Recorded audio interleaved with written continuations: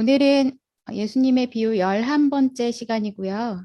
가라지의 비유를 주제로 이제 말씀을 나누려고 합니다. 흔히 천국, 곧 하나님 나라 비유장이라고 불리우는 마태복음 13장에는 총 8개의 비유가 나옵니다. 전반부에 나오는 씨 뿌리는 자의 비유, 또 가라지의 비유, 겨자씨의 비유, 누룩의 비유는 예수님께서 주로 일반적인 무리를 대상으로 하신 비유들로 알려져 있어요. 또 후반부에 밭에 감춰진 보화, 진주의 비유, 그물의 비유, 집주인의 비유, 이 네 가지는 주로 예수님의 제자들을 대상으로 주어진 비유들로 알려져 있습니다. 예수님의 비유 시리즈 첫 번째로 했던 설교가 씨 뿌리는 자의 비유였거든요. 오늘은 천국 비유의 두 번째로 기록된 가라지의 비유에 대해서 말씀을 나누고자 합니다.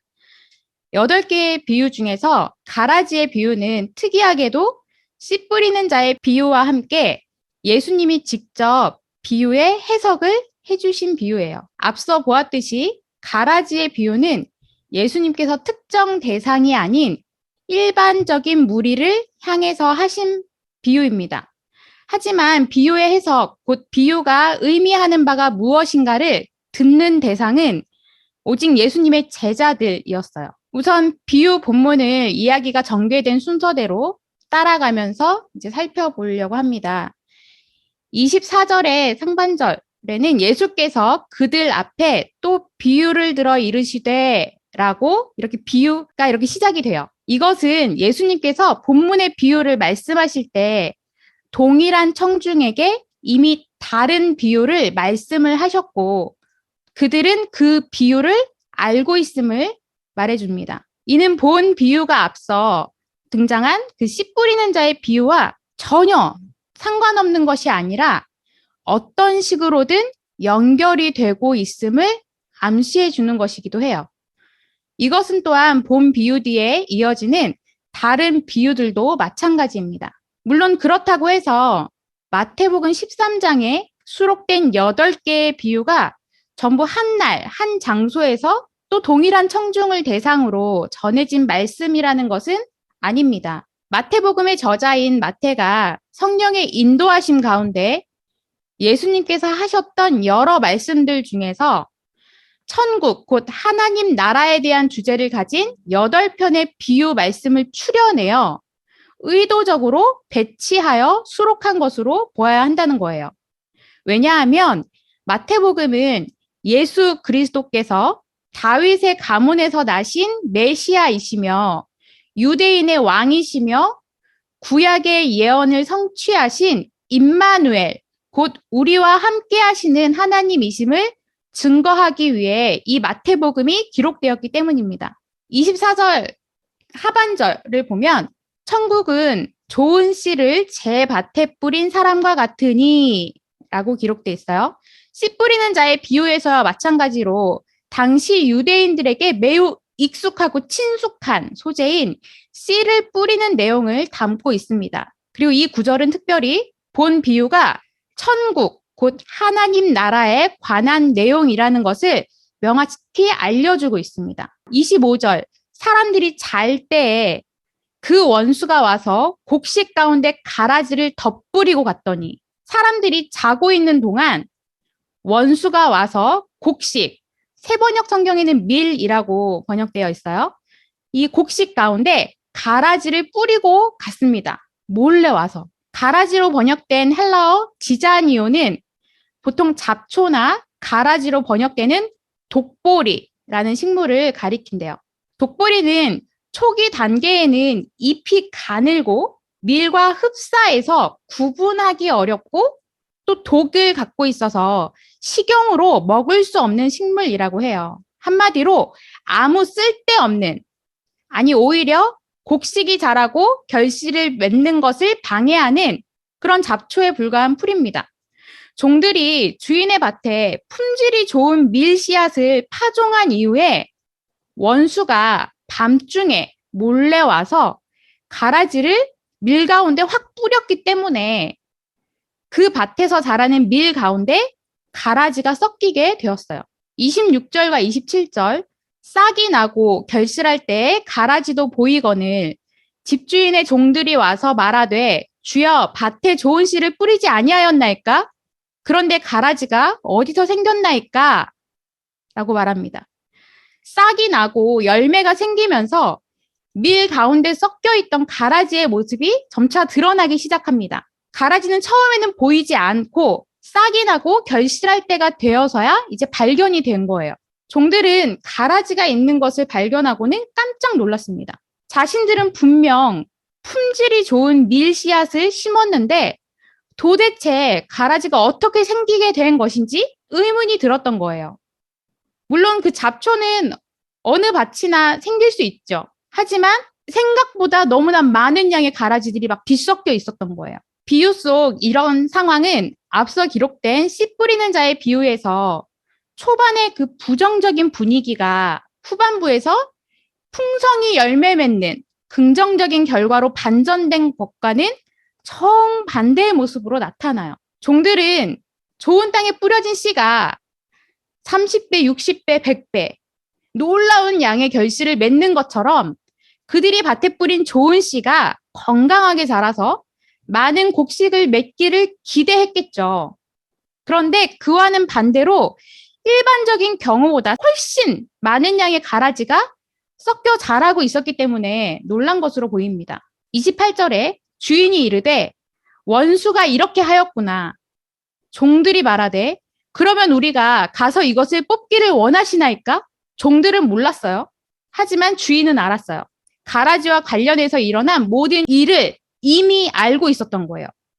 주인은 원수가 가라지의 씨를 뿌린 것이라고 말합니다. 그러자 종들은 그러면 당장에 가서 가라지를 뽑기를 원하십니까? 뽑을까요? 라고 묻는 거죠. 종들은 주인에게 밀이 건강하게 자라는 것을 방해하는 이 가라지들을 뽑을지를 물어본 거예요.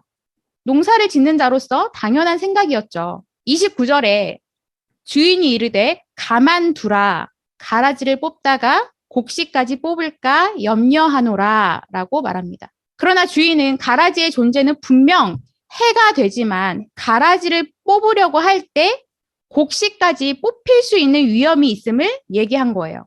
가라지인 독보리는 밀보다 훨씬 깊고 그리고 넓게 뿌리 내린다고 합니다. 이미 많은 수의 가라지의 뿌리가 밀의 뿌리와 땅속에서 막 뒤엉킨 상태일 뿐만 아니라 일반적으로 가라지의 뿌리가 밀의 뿌리보다 훨씬 강해서 그것을 뽑을 때 밀의 뿌리까지 상하게 될 가능성이 컸던 거예요. 그래서 주인은 곡식을 보호할 목적으로 가라지를 그대로 두라고 한 것입니다. 30절, 둘 다 추수 때까지 함께 자라게 두라. 추수 때에 내가 추수꾼들에게 말하기를 가라지는 먼저 거두어 불사르게 단으로 묶고 곡식은 모아서 내 곡간에 넣으라 하리라. 주인은 추수 때까지 가라지와 이 밀이 함께 자라도록 그냥 놔두라고 합니다. 후에 추수 때가 되면 추수꾼들에게 명해서 가라지는 먼저 거두어서 다 불사르게 단으로 묶고 곡식은 잘 모아서 곡간에 넣을 것이라고 하죠. 여기서 추수는 심판의 의미를 갖고 있습니다. 그리고 곡식을 곡간에 넣는 장면은 궁극적인 구원을 상징합니다. 여기서 한 가지 더 주목해 볼 것은 추수꾼의 등장이에요. 현실에서는 실제 생활에서는 종과 추수꾼은 원래 동일한 사람일 가능성이 큽니다. 하지만 이 이야기에서는 구분하여 사용이 되고 있어요. 이것은 비유 속 두 인물이 상징하는 바가 다르기 때문이에요. 이 이야기에서 종들은 예수님의 제자들, 더 나아가 성도인 교회를 상징합니다. 그리고 추수꾼은 마지막 날 예수님께서 행하실 최후 심판을 수행하는 하늘의 천사를 상징합니다. 이것을 통해 본 비유의 초점이 알곡과 가라지를 구분하는 미래의 심판에 있지 않고 현재에 있음을 우리는 알 수 있습니다. 현재는 심판의 때가 아니며 그리고 종들에게 주어진 임무도 알곡과 가라지를 구분하여 가라지를 뽑아내는 일이 아니라는 것을 알 수 있어요. 주인이 종들에게 준 역할은 알곡과 가라지를 구분해서 뽑아내요. 뭐 그런 심판의 권한을 주지 않았다라는 거예요. 이렇게 말할 수 있는 것은 마태복음 13장의 비유들이 특별히 현재적 천국, 즉 교회의 생성 및 발전 단계를 보여주고 있다는 것에 그 근거를 둡니다. 마태복음 13장의 비유들을 간략히 정리를 해보면 먼저 씨 뿌리는 자의 비유를 통해 예수님, 복음을 받아들이는 사람의 마음 터를 논하고 가라지의 비유로 그 터에서 복음이 자랄 때 선악이 함께 공존하는 현세적 사실을 밝히고 있어요. 또 이어지는 겨자씨의 비유, 누룩의 비유를 통해 이렇게 형성된 교회의 놀라운 외부적 발전과 그리고 내부적 발전, 외부적으로 얼만큼 커가는지, 내부적으로 얼만큼 자라는지를 이야기하고 또 밭에 감춰진 보화, 진주의 비유로 천국을 소유한 기쁨에 대해서 이야기합니다. 그리고 마지막으로 그물의 비유, 집주인의 비유를 통해 교회의 종말론적 심판에 대해 이야기하고 있습니다. 마태복음 13장의 비유, 8편의 비유들은 이런 맥락을 가지고 구성되어 있고 배열되어 있어요. 이런 맥락에서 오늘 다루는 가라지의 비유는 미래의 심판이 아닌 현재의 그 초점이 맞춰져 있다고 할 수 있는 거예요. 마태복음 13장 36절부터 43절은 읽지 않은 부분이에요. 예수님께서 직접 말씀해 주신 본 비유의 해석 부분이에요. 예수님은 비유를 들은 무리를 떠나서 아침에 나오셨던 그 묵으시던 집으로 다시 돌아갔습니다.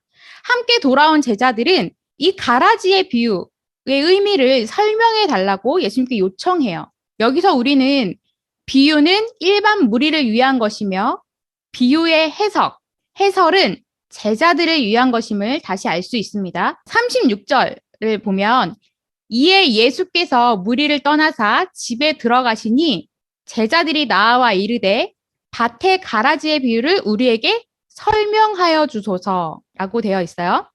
36절에 설명하다라는 동사는 명확하게 하다라는 뜻을 가진 단어예요. 비유는 겉으로는 그 의미가 드러나지 않기 때문에 정확한 이해를 위해 그 의미를 풀어 설명해 주는 것이 필요한 것이죠.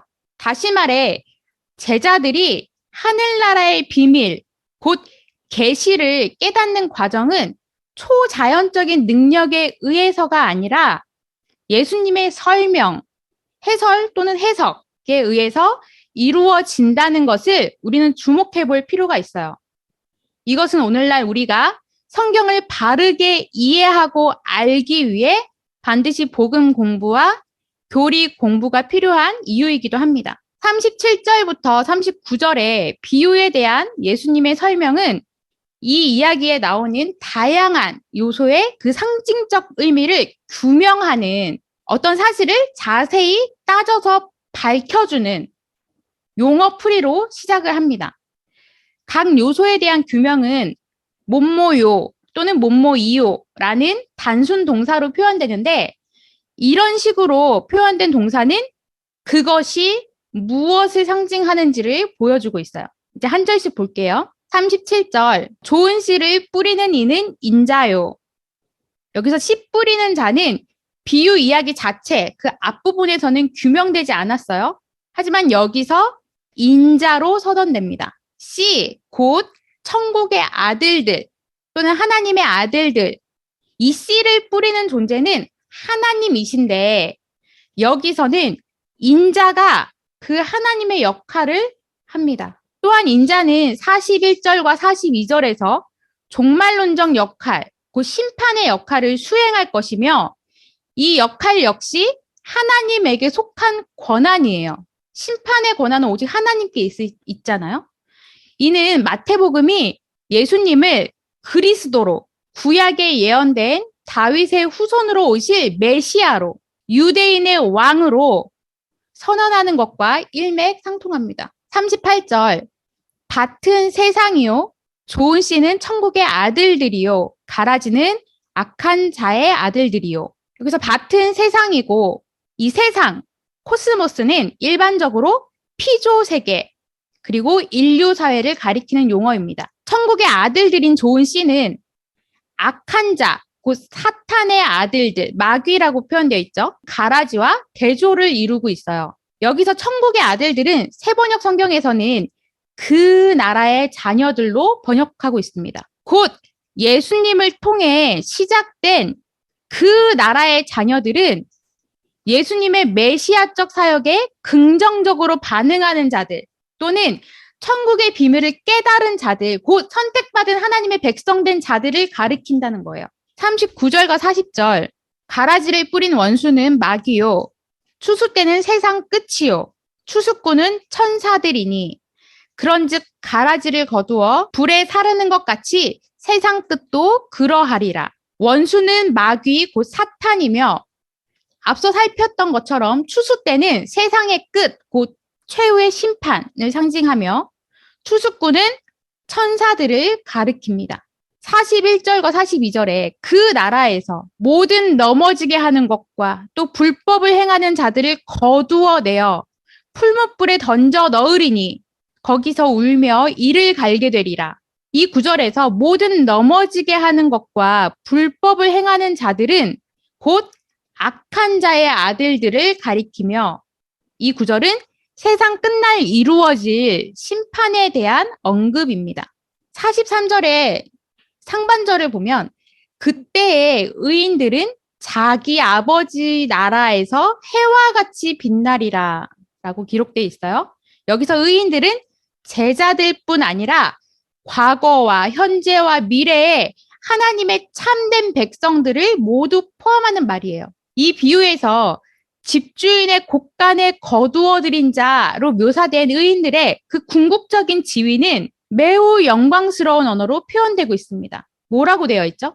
자기 아버지 나라에서 해와 같이 빛나리라. 이 표현은요, 마태복음 17장 2절에도 나옵니다. 소위 변화산 사건이라고 불리는 장면이죠. 하늘 영광 가운데 나타난 예수님은 그 얼굴이 해같이 빛나며라고 묘사되고 있습니다. 그런데 그 예수님의 영광스러운 모습을 묘사했던 표현 그대로, 그 표현 그대로 의인들을 묘사하고 있는 거예요. 거기에 또 한 가지 41절에서 언급된 그 나라는 이제 이 43절에서 자기 아버지의 나라로 표현되고 있어요.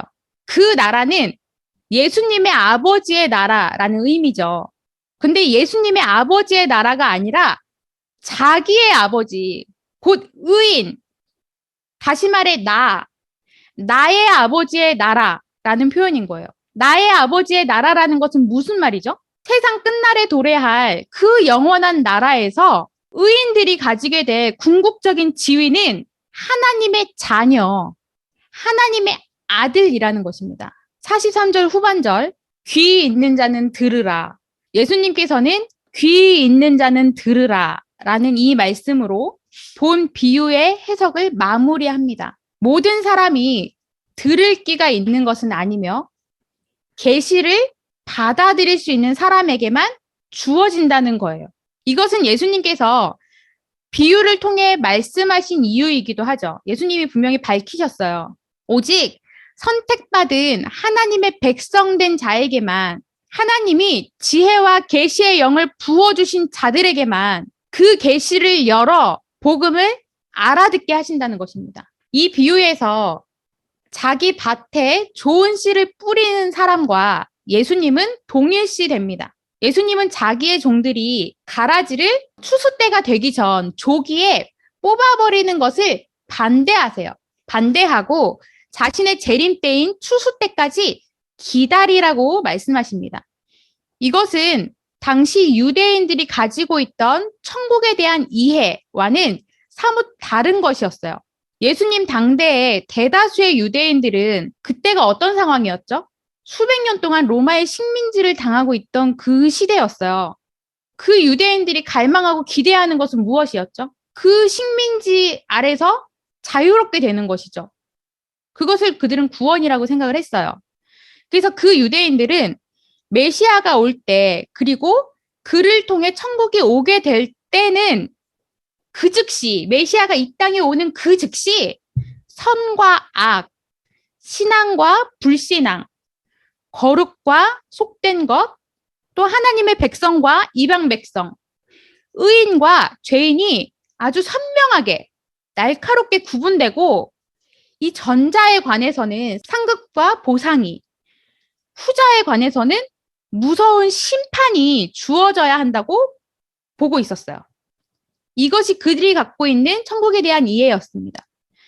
그러나 예수님은 하늘나라, 곧 천국을 선포하면서도 당시 유대인들이 기대했던 그와 같은 분리와 심판을 그 즉시 실행하지 않으셨어요. 예수님은 오히려 당대 유대인들로부터 분리와 심판의 대상으로 여겨졌던 세리와 죄인들을 오히려 가까이 하셨죠. 그래서 예수님은 세리와 죄인들의 친구라고 조롱당하기도 했어요. 유대인들이 갖고 있었던 그런 이원론적 그런 세계관, 유대인들 중에 열심당원들은 어떤 로마로부터의 그 압제로부터 벗어나고자 하는 그런 어떤 폭력적인 시위와 어떤 그런 것들을 통해 독립하고자 하는 그런 모습들이 있었고, 또 이스라엘 무리 속에 살지 않고 사해 동굴에서 공동체 생활을 하면서 지냈던 쿰란 종파에서는 뭐 그렇게 폭력적인 것을 사용하진 않았지만 기성 종교와 세상은 더럽혀질 대로 더럽혀졌으니 자신들만 거룩한 자로 여겼던, 그리고 다른 세상은 막 종말받아야 마땅할, 심판받아야 마땅할 그런 것들을 치부했던 자들도 있었습니다. 그리고 바리새인들은 세리와 죄인의 무리를 정죄하고 그들과 어울리는 예수님을 계속해서 공격했죠. 그들은 모두 각자 나름의 기준을 가지고 가라지를, 이것은 가라지야, 얘네는 가라지야, 나는 알곡이야 라고 하면서 그 가라지를 뽑아내기 위해 자기 나름의 방법들을 사용했었어요. 그들을 향해 예수님이 말씀하신 거예요. 내가 선포하는 천국은 그거 아니야 라고. 예수님은 본 비유를 통해 자신이 선포하는 천국의 그 현재적인 특성을 드러내고 있습니다. 미래적인 천국이 아닌 이 땅 가운데 이루실 그 하나님의 나라의 특성을 드러내고 계십니다. 유대인들이 기대하는 그 분리와 심판은 현재적 천국의 특성이라기보다는 예수님이 인자의 영광을 가지고 다시 오실 때, 곧 재림하실 때 도래하게 될 그 미래적 천국의 특성이에요. 이 분리와 심판은. 현재적 천국의 특성은 천국, 곧 하나님 나라의 전파와 놀라운 성장이며, 이러한 천국의 전파와 성장을 위해서 선과 악, 참된 제자와 거짓된 제자의 일시적인 공존은 허용된다고 말씀하신 겁니다. 예수님의 제자들, 하나님의 백성, 곧 교회는 분리와 심판을 위해 부름받은 자들이 아닌 하나님 나라의 전파와 또 하나님 나라의 도래를 위해 부름받은 자들이며, 분리와 심판의 권한은 오직 하나님께만 있음을 선포하고 있는 것입니다. 그거 니네가 할 일이 아니라는 거죠. 이제 말씀을 마무리하면서 시선을 약간 돌려서 우리가 한 가지를 생각해 보고자 합니다. 그렇다면 이 가라지의 비유를 통해, 이 말씀을 통해 오늘 우리에게 주시는 은혜의 선물은 무엇일까? 29절의 말씀을 읽겠습니다. 주인이 이르되 가만두라. 가라지를 뽑다가 곡식까지 뽑을까 염려하노라. 여기에서 가만두라 라고 번역이 된 헬라어 슐레고는 허락하다, 용납하다, 용서하다 라는 뜻이 포함된 단어예요. 그러니까 가라지는 나중에 뽑혀서 지옥불에 들어갈 때까지 하나님의 백성인 성도가 이 세상에서 용납하고 용서하는 자로 지어져 가는 길에 필요한 도구로 존재하는 것이라는 말이죠. 가라지인 독보리의 뿌리가 밀의 뿌리보다 더 깊고 단단하게 박혀 땅의 양분과 물을 모조리 흡수해버리고 밀의 뿌리와 이리저리 뒤엉키고, 또 그 키가 밀보다 크게 자라 햇빛을 가리면서 밀의 성장과 열매 맺음을 해방하는 그 못돼 먹은 가라지를 추수 때까지 가만히 내버려 두는 것은 그 가라지를 위함도 아니요, 농부가 게을러서도 아니요, 농부의 능력이 부족해서도 아닙니다. 그것은 오직 곡식을 상하지 않게, 다치지 않게 덩달아 뽑히지 않게 하기 위해서 잠시 내버려 두는 것일 뿐입니다. 여러분의 인생에서 나를 자꾸 힘들게 하고 아프게 하고 또 찔러대는 가라지들은 분명히 있을 겁니다. 하지만 내 인생에서 그 가라지가 함께 자라도록 내버려 두심은 그 가라지를 위해서가 아닌 바로 곡식인 알곡인 우리, 하나님의 백성이요, 하나님의 자녀인 우리를 위해서 잠시 내버려 두는 것일 뿐이라는 거예요. 다시 말해, 이 땅에서 성도가 하나님의 백성으로 지어져 가는 그 훈련 과정에 하나의 도구로서, 소품으로서 잠시 허용하신 거라는 거예요. 마침내 온전한 하나님의 형상으로 완성되는 그때 우리는 43절의 말씀처럼 내 아버지의 나라에서 해같이 빛나는 그 영광스러운 자리에 참여하게 될 것입니다. 그렇다고 마지막 날에 있을 그 희망을 품고 이 땅에서는 이를 악물고 막 억지로 버텨내며 견뎌내자는 말은 아닙니다. 하나님께서는 우리의 인생에서 우리가 풍성한 생명을 누리며 살도록 하나님의 나라, 곧 천국을 맛보며 살아가도록 이미 충분한 양의 햇빛과 물과 양분을 넘치도록 부어주고 계십니다. 우리가 할 것은 내 인생의 가라지들을 분리하고 막 뽑아내는 것에 초점을 맞추는 것이 아니라 내 멋대로 어떤 기준을 정해놓고 쟤는 가라지야 라고 판단하며 정죄하며 뽑아내려고 투쟁하는 것이 아니라 더욱 복음 먹기를 갈망하고 예배를 통해 풍성한 생명력을 구하고 가라지가 나를 아프게 하고 상하게 할 때마다 하나님을 더욱 의존하는 자리로 나아가는 것이 아닐까 합니다.